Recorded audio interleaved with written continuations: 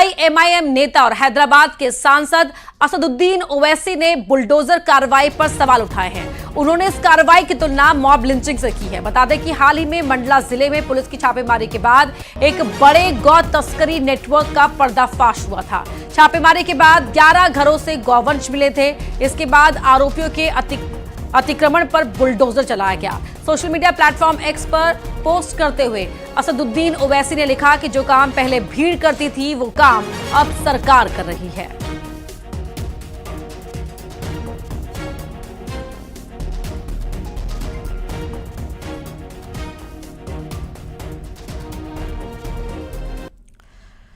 तो हैदराबाद के सांसद हैं असदुद्दीन ओवैसी और ये ट्वीट किया है, ये पोस्ट किया है सोशल मीडिया प्लेटफॉर्म पर। लिखा कि जो काम पहले भीड़ करती थी वो काम अब सरकार कर रही है। ये 11 आरोपी जिनके घर पर गौवंश मिला था, तस्करी में इन्वॉल्व थे, ये इनके घरों पर एक्शन हुआ और इस एक्शन के बाद अब पॉलिटिकल रिएक्शंस भी आने शुरू हो गए हैं।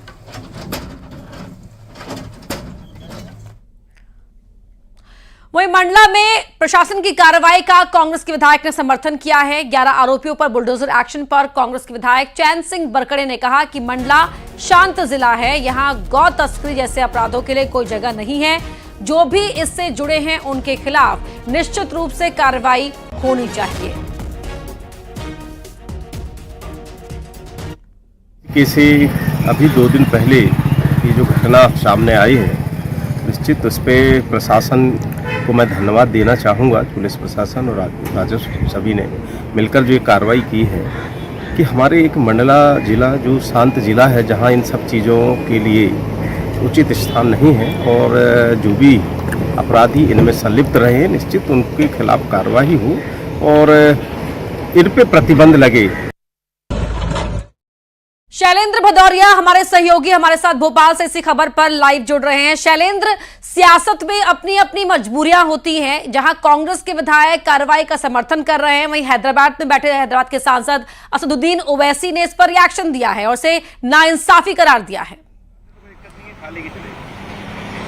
बिल्कुल आपने ठीक कहा कि मध्य प्रदेश में इसके पहले भी बुलडोजर को लेकर लगातार सियासत होती रही है, लेकिन चूंकि ये पूरा मामला जो है वो गौ तस्करी से जुड़ा हुआ और यही कारण है कि कांग्रेस और बीजेपी सब एक स्वर में बोल रहे हैं कि इस पूरे मामले पर कार्रवाई होनी चाहिए और जो कार्रवाई हुई है वो उचित भी है। लेकिन हैदराबाद के सांसद असदुद्दीन ओवैसी इस कार्रवाई को गलत ठहरा रहे हैं। वो साफ तौर पर ये कह रहे हैं कि उन्होंने साफ तौर पर इस घटना की तुलना मॉब लिंचिंग से की है। उन्होंने कहा कि साफ तौर पर पहले इस तरह के काम जो है वो भीड़ किया करती थी, अब वो काम सरकार कर रही है। देखिए, जिस तरीके से मंडला में 11 ठिकानों पर पुलिस और राजस्व की टीम ने दबिश दी थी, कुछ जगह पर उनको गौमांस मिला था, कुछ जगह बूचा खाने मिले थे और जिस तरीके से उनके पास किसी तरह का कोई वैध लाइसेंस भी नहीं था। और मध्य प्रदेश में गौ तस्करी पर पूरी तरीके से रोक है, गौ तस्करी और उसके काटने पर। तो ऐसे में जब आरोपियों के घर गौवंश मिला था और गौमांस मिला था, उसके बाद आरोपियों के खिलाफ कार्रवाई की गई और 11 घरों पर बुलडोजर चलाया गया है।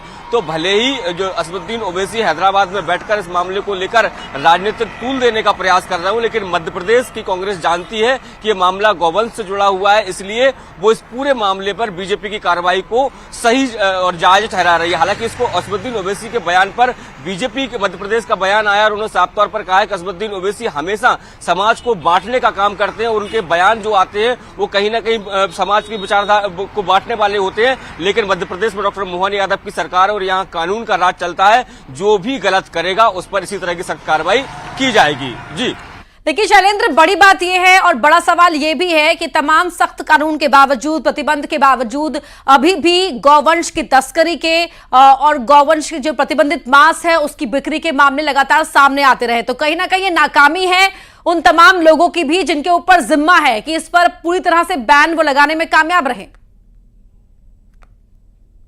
बिल्कुल बिल्कुल आपने ठीक कहा कि जिस तरीके से मध्य प्रदेश में गौवंश पर के मांस विक्रय पर पूरी तरीके से पाबंदी है और तस्करी पर भी पाबंदी है, और ऐसे में बड़ी संख्या में ये देखने में आता है कि हाईवेज पर जिस तरीके से हमने कई बार देखा है कि जो गौरक्षक है वो कई बार ट्रकों को रोकते हैं, उसमें बड़ी संख्या में जो है वो गौवंश भरा मिलता है और ऐसे में वहां पर तमाम विरोध प्रदर्शन भी होते हैं। लेकिन मध्य प्रदेश की जो सरकार है, खासकर जो परिवहन से जुड़े जो लोग हैं, उनको इस दिशा में आगे कदम आने चाहिए कि अगर कोई बड़ी संख्या में गौवंश को लेकर जा रहा है एक जगह से दूसरी जगह पर, तो उस पर कार्रवाई प्रभावी तरीके से क्यों नहीं होती है? स्थानीय अमला जो है अगर प्रभावी तरीके से कार्रवाई करेगा तो इस तरह के जो बूचड़ खाने चल रहे हैं उन पर रोक लगाई जा सकती है। जी शैलेंद्र, बहुत धन्यवाद आपका इस पूरी बातचीत के लिए। वहीं जबलपुर जेल में नशे की सप्लाई का खुलासा हुआ है। नशे की मंडी बना नेताजी सुभाष चंद्र बोस केंद्रीय जेल, सेंट्रल जेल के अंदर नशीले पदार्थों की बेधड़क सप्लाई हो रही है। गांजा, तंबाकू, सिगरेट ले जाते ये 2 जेल प्रहरी पकड़े गए हैं। मामले में एक जेल प्रहरी को निलंबित किया गया है, दूसरे के खिलाफ विभागीय जांच शुरू कर दी गई है। तो जबलपुर जेल में नशे की सप्लाई का खुलासा हुआ है। ये सेंट्रल जेल नशे की मंडी बन गई है। किस तरह से यहाँ पर बेधड़क सप्लाई हो रही है इसका खुलासा हुआ है। गांजा हो, तंबाकू हो, सिगरेट हो, ये अंदर पहुंचाने का काम करते हैं जेल प्रहरी, और 2 जेल प्रहरी इस मामले में पकड़े भी गए हैं। एक को निलंबित कर दिया गया है, दूसरे के खिलाफ विभागीय जांच भी शुरू कर दी गई है।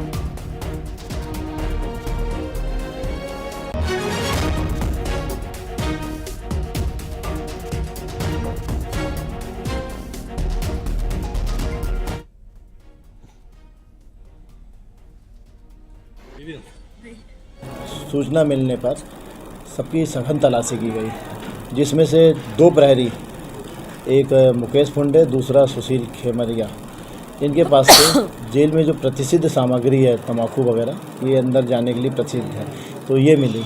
इसमें मुकेश फुंडे के पास तंबाकू के अलावा 2 नग पैकेट जिसमें गांजा था लगभग 46 ग्राम जिसकी मात्रा वो मिला। साथ ही सिगरेट के पैकेट, 7 तंबाकू के पैकेट और अन्य सामग्री मिली। FIR की गई और थाने में केस रजिस्टर करा दिया गया और सुनील खेमरिया के खिलाफ अब मध्य प्रदेश में अपराधियों की खैर नहीं। जी हां, बदमाशों के खिलाफ सीएम सख्त हैं। मुख्यमंत्री के निर्देश पर पुलिस भी एक्शन में है। 15,000 से ज्यादा पुलिस वालों का एक साथ यहां पर बड़ा ऑपरेशन देखने को मिला है। एक ही रात में करीब 8,000 अपराधी पकड़े गए, 125 से ज्यादा इनामी बदमाश गिरफ्तार किए गए हैं। सभी IG, DIG, SP, थाना प्रभारी सड़कों पर उतरे हैं। DGP खुद रात भर सड़कों पर रहे।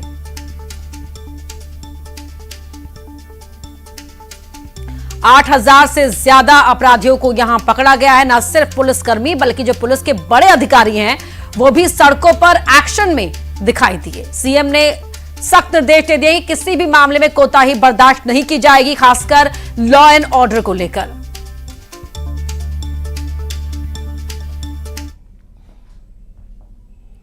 तो नल है जल नहीं। टीकमगढ़ की बात करें तो यहां भीषण गर्मी देखने को मिल रही है। पारा 42 डिग्री के पार हो गया है। भीषण गर्मी में पानी की भयंकर किल्लत का सामना लोगों को करना पड़ रहा है। बमहोरी कला गांव में पानी की कमी से लोग परेशान हैं। यहां पानी के लिए एक ही कुआं है। पानी के लिए लोग कई घंटों तक लाइन में खड़े रहते हैं। इसके बाद भी पानी के लिए टैंकर मंगाने पड़ रहे हैं। लोगों का कहना है कि यहां नल जल योजना भी शुरू नहीं हुई है। यहाँ के लोग 300 रुपये महीने देकर पानी मोल खरीद रहे हैं और रुपये देकर यहाँ पे पानी खरीदने को मजबूर हैं। और यहाँ पे जो नल जल योजनाएं हैं लगभग 5 साल से यहाँ पे काम चल रहा है और अधूरी पड़ी हुई है। लोग काफ़ी परेशान हैं। आप देख रहे हैं कि यहाँ पे गांव के लोगों ने यहाँ पे निःशुल्क प्याऊ भी बना रखी है ताकि गांव के लोग और आसपास के लोग जो भी यहाँ से निकले उनको पानी की सुविधा मिल सके। और यहाँ पे बर्तन भी कुछ लोगों के रखे हुए हैं। यहाँ पे देख रहे हैं कि ये एक कुएं से यहाँ पे पानी आता है जहाँ से बोरवेल है और यहाँ पे ये तमाम लोगों के यहाँ पे ये साँटे यहाँ पे बोरवेल से लगे हुए हैं और इसी का यहाँ के लोग पेमेंट करते हैं। लगभग 300 रुपये लोग पानी के पैसे दे रहे हैं। पानी की यहाँ बहुत समस्या है। पानी है नहीं है और बोर वगैरह सूखे डले हैं और टंकी चालू नहीं हो रही है। टंकी चालू हो पाई अभी 4 साल से अधूरा काम है। पानी की समस्या है सर। गए बमोरी में आज कम 5-8 साल से पुरानी जो टंकी थी वो ध्वस्त हो चुकी है। नई टंकी बन रही है। सब 5 साल से काम लगा है वहाँ पे।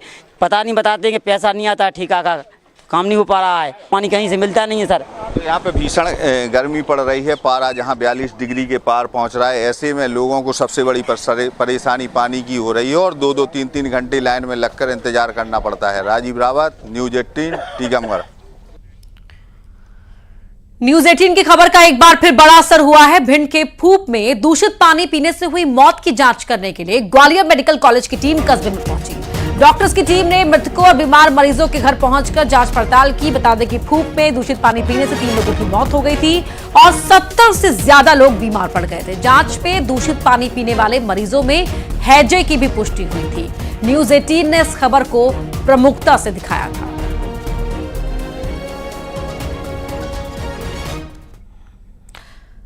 और इसी मामले पर राजनीति भी गर्मा गई है। कांग्रेस के नेता और पूर्व नेता प्रतिपक्ष डॉक्टर गोविंद सिंह ने सरकार से मृतकों के परिवार वालों को 10-10 लाख रुपए आर्थिक मदद देने की मांग की है। डॉक्टर गोविंद सिंह ने जांच टीम में रिटायर्ड जज को भी शामिल करने की मांग की, साथ ही दोषी अफसरों पर कार्रवाई की मांग भी की है। अभी तक जिला प्रशासन या सरकार द्वारा सैंपलों की जांच भी नहीं करा पाए। लगातार हैजा जैसी गंभीर महामारी चल रही है। हमारी राज्य सरकार के साथ साथ मुख्यमंत्री जी से अनुरोध किया है कि मुख्यमंत्री तत्काल इस कदम उठाएं और पीड़ित परिवार में जो मौत हुई है उनको 10-10 लाख रुपए की आर्थिक सहायता और पीड़ित परिवार के लोगों को भी 5-5 लाख रुपये सहायता दें और बीमारी पर कंट्रोल करें। और जो जिला प्रशासन के अधिकारी हैं अभी तक कुछ कार्रवाई नहीं कर पाए, उनके खिलाफ भी कार्रवाई। अगली खबर देवास से है, जहां पर शव मिलने से हड़कंप मचा हुआ है। शिप्रा नदी में युवक का शव मिला। सूचना पाकर पुलिस पहुंची। शव को नदी से बाहर निकाला गया। शव की शिनाख्त नहीं हो पाई है। पुलिस का कहना है कि सबसे पहले युवक की शिनाख्त करने की कोशिश यहां पर की जा रही है। शव को नदी से जब बाहर निकाला गया स्थानीय गोताखोरों की मदद से, उस समय की तस्वीरें आपकी टीवी स्क्रीन पर हैं। और शिप्रा नदी में युवक का शव होने की जानकारी पुलिस को मिली थी।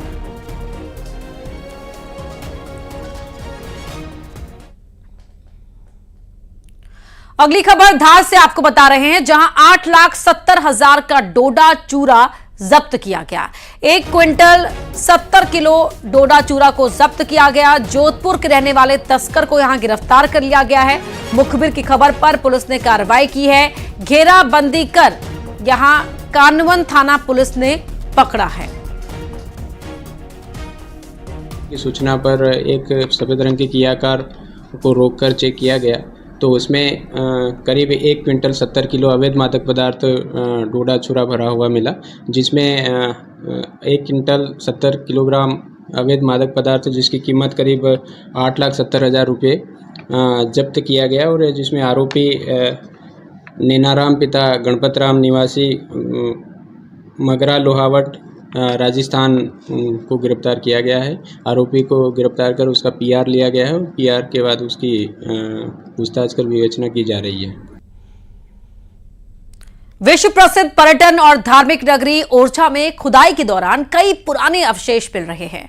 पार्किंग के नजदीकी खुदाई में एक छोटी सी मंदिरनुमा आकृति दिखाई दी। जब उसे खोदा गया तो एक मंदिर और एक बरामदा मिला। फिलहाल काम को रोक दिया गया है। अब आगे का काम एक्सपर्ट की देखरेख में मशीनों से नहीं बल्कि हाथों से होगा। इससे पहले भी राजमहल में रेनोवेशन के दौरान भी एक बस्ती के अवशेष मिल चुके हैं। ये धरोहरें करीब 500 साल से भी पुरानी बताई जा रही हैं। ओरछा में श्री राम राजा मंदिर परिसर और आसपास के क्षेत्र मिलाकर श्री राम राजा लोक का निर्माण किया जा रहा है। राम लोक का जो काम चल रहा है बारी चतुर्भुज मंदिर के सामने, वहाँ पे कल शाम को जेसीबी से जब जहाँ खुदाई की जा रही थी तो एक स्ट्रक्चर नीचे जमीनी सतह के बेसमेंट मिला है और उसको देखा गया तो एक बड़ा सा दालान और पास में उसके एक कुआं और एक छोटा मंदिर भी वहाँ प्राप्त हुआ है। तो उसकी अभी निरीक्षण किया गया है और उसको मशीनों द्वारा ना काम करते हुए मैनुअल मजदूरों के द्वारा सफाई करके फिर देखा जाएगा कि क्या है पूरा स्ट्रक्चर। जी बिल्कुल निश्चित है, क्योंकि ओरछा जो है काफ़ी प्राचीन शहर है। बहुत सारी जगह हमें छोटे छोटे कोठियाँ और महलों के अवशेष प्राप्त होते हैं और इसी ये जो बेसमेंट प्रथा है ओरछा में बहुत पहले से ही चली आ रही है, तो निश्चित ही मिलेगा, हर जगह ही मिलेगी। तो अगली खबर उमरिया से है, जहां बांधवगढ़ रिजर्व में रोमांचक नजारा नजर आया, जहां बाघिन के साथ अटखेलियां करते हुए दिखे शावक। रिजर्व में नाइट सफारी का ये वीडियो सामने आया है और इसे देखकर टूरिस्ट भी काफी खुश हो गए। सोशल मीडिया पर यह वीडियो जो टूरिस्टों ने ही बनाया है वो वायरल हो रहा है। यहां पर एक बाघिन अपने छोटे शावकों के साथ नजर आ रही है।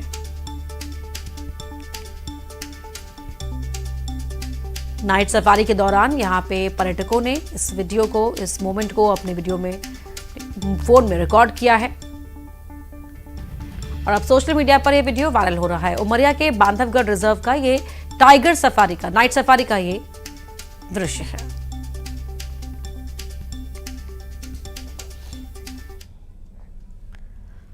बागेश्वर धाम के बाबा पंडित धीरेन्द्र शास्त्री भगवान बद्रीनाथ धाम पहुंचे हैं। यहां वो आज से 19 जून तक भव्य कथा का आयोजन करेंगे। धीरेन्द्र शास्त्री हेलीकॉप्टर से यहां पहुंचे, इसके बाद खाक चौक आश्रम पहुंचकर बजरंगबली की विशेष पूजा अर्चना की। 17 से 19 जून तक उनकी भव्य कथा का आयोजन यहां पर किया जा रहा है और इसीलिए भव्य कथा के लिए ही बद्रीनाथ धाम पहुंचे हैं पंडित धीरेन्द्र कृष्ण शास्त्री।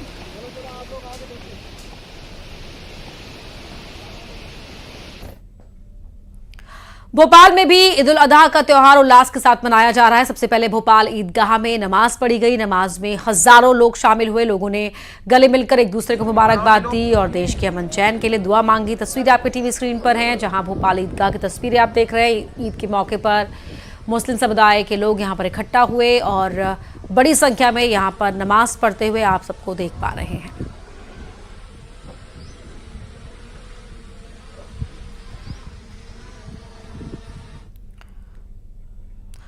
और आइए अब देखते हैं तेज रफ्तार में टॉप 20।